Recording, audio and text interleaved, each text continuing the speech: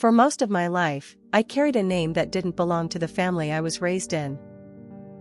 It was the name of a man I never knew, printed on my birth certificate like a label that reminded me, day after day, that I wasn't truly theirs.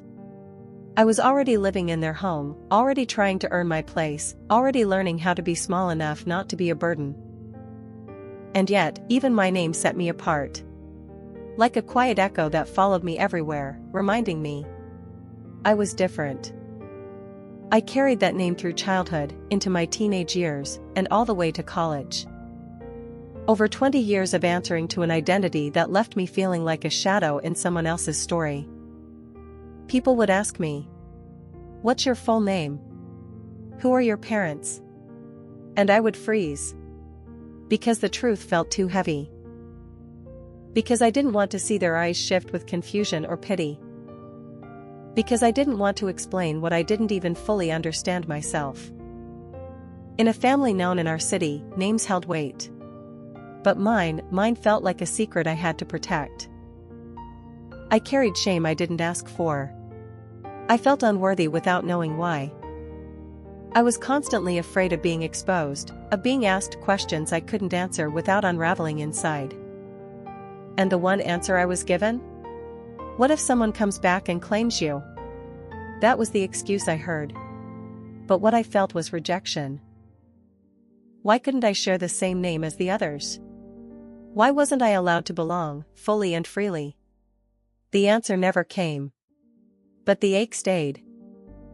Then one day, sometime during my nursing school years, the kind man who raised me, my dad, quietly decided that I deserved better. Without fuss or fanfare, he began the process to legally change my name. I remember the day he handed me the final documents, my new name now official. His name. Their name. The name I had longed to carry since I was old enough to understand what different meant. For a moment, I felt something like relief. Like maybe now, I had finally arrived. Maybe now, I could stop hiding. Maybe now, I could stop pretending I didn't notice the difference. But with time, I learned something painful. Belonging is more than a name. And love, true love, can't be given in pieces. Because even after the papers were signed, and my name matched theirs, I was still treated like an outsider. The acceptance never felt complete. My worth still felt measured. My place still felt borrowed. I was no longer carrying a different name. But I was still carrying the same invisible weight. And that is what truly broke my heart, not the name I once had, but the love I never fully received. I don't deny that there were times they showed care. Times they tried. But it always came with conditions, spoken or not. They offered something that looked like love, but it rarely felt like belonging. And over time, I learned to stop asking for more, because asking meant I'd be seen as ungrateful. Yes, there were moments of kindness.